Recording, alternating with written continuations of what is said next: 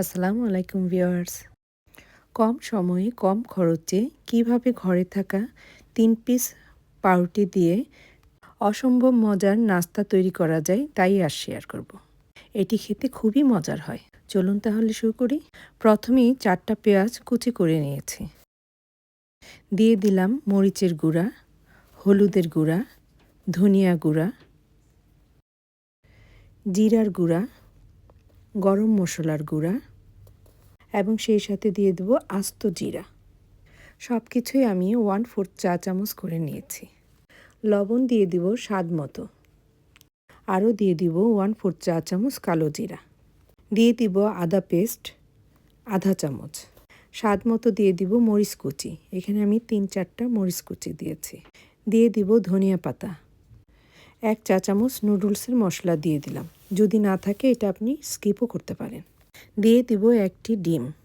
এবার সব মশলা পেঁয়াজের সাথে খুব ভালোভাবে মেখে নেব।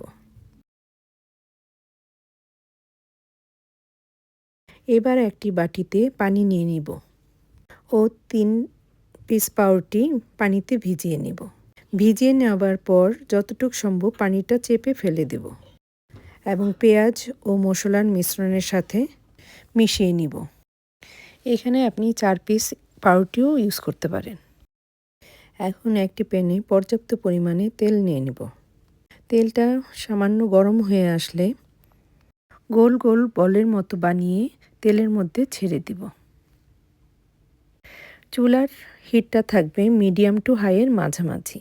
চুলার হিটটা হাইয়ে থাকলে দেখা যাবে যে কালারটা খুব তাড়াতাড়ি চলে আসছে, কিন্তু ভিতরে ভালোভাবে কুক হবে না। তাই চুলার আঁচ মিডিয়াম টু হাইয়ের মাঝামাঝি রেখে ভেজে নিতে হবে। যে কোনো ফ্রাই করার ক্ষেত্রে একটু ধৈর্য সহকারে ফ্রাই করতে হবে।